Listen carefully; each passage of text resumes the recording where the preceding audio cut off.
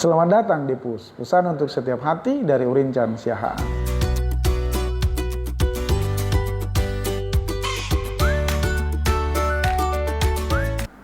Salam PUS, belajar dari sesuatu membuat kita cerdas.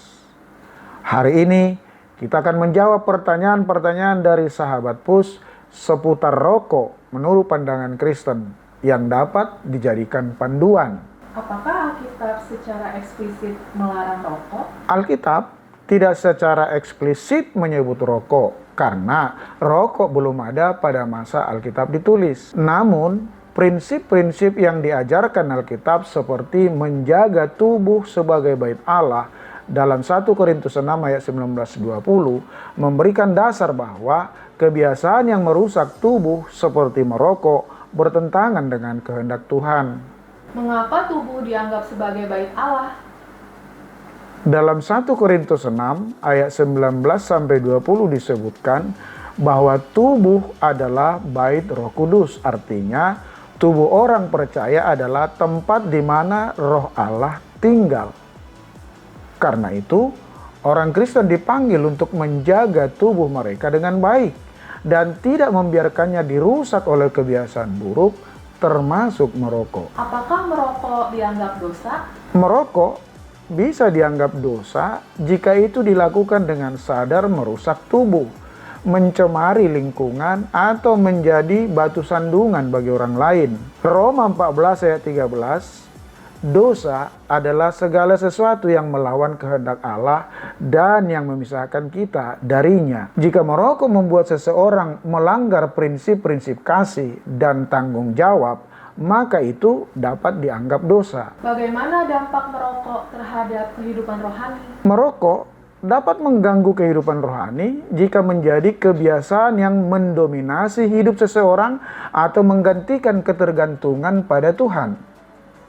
Dalam 1 Korintus 10 ayat 13, kita diajarkan untuk melakukan segala sesuatu untuk kemuliaan Tuhan. Jika merokok tidak memuliakan Tuhan, itu dapat menghalangi pertumbuhan rohani seseorang. Bagaimana orang Kristen dapat menghadapi godaan untuk merokok? Orang Kristen dapat menghadapi godaan dengan berdoa, memohon kekuatan kepada Tuhan. 1 Korintus 10 ayat 13, mencari komunitas yang mendukung serta mengingat pentingnya menjaga tubuh sebagai bait Allah.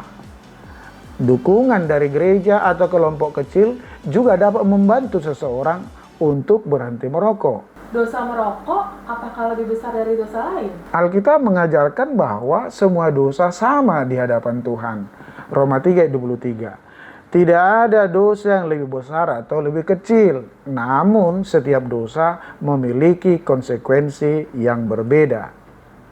Merokok dapat merusak kesehatan dan lingkungan, sehingga berdampak tidak hanya pada individu perokok itu, tetapi juga pada orang lain.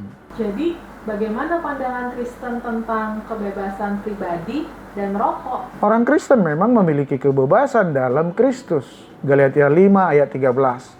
Tetapi kebebasan ini harus digunakan untuk memuliakan Tuhan dan melayani sesama. Jika merokok menjadi kebiasaan yang membahayakan diri sendiri atau orang lain, maka kebebasan itu disalahgunakan. Bagaimana ya caranya membantu orang lain berhenti merokok? Seorang Kristen dapat membantu dengan kasih tanpa menghakimi. Mereka dapat memberikan dukungan emosional, berdoa bersama, dan mengarahkan orang tersebut kepada prinsip-prinsip Alkitab tentang menjaga tubuh sebagai bait Allah. Mengarahkan mereka kepada konselor atau program berhenti merokok juga dapat menjadi langkah praktis. Jika orang Kristen yang sudah merokok selama ini, apakah masih dapat diselamatkan? Keselamatan tidak bergantung pada kebiasaan atau perbuatan, melainkan kepada iman kepada Yesus Kristus sebagai juru selamat. Efesus 2 ayat 8-9. Namun seorang Kristen yang sejati akan berusaha hidup sesuai dengan kehendak Tuhan, termasuk menjaga tubuhnya dari kebiasaan buruk seperti merokok. Bagaimana sih cara gereja mendidik jemaat tentang bahaya merokok? Gereja dapat mendidik jemaatnya melalui khotbah, seminar kesehatan, atau diskusi Alkitab yang menekankan pentingnya menjaga tubuh sebagai bait Allah. Selain itu, gereja dapat mendukung mereka yang ingin berhenti merokok melalui doa, kelompok pendukung, dan penyuluhan kesehatan. Panduan ini bertujuan memberikan perspektif Kristen yang seimbang tentang rokok berdasarkan prinsip-prinsip Alkitab dan relevansi kehidupan praktis. Pesan untuk setiap hati hari ini, tubuhmu adalah bait Allah.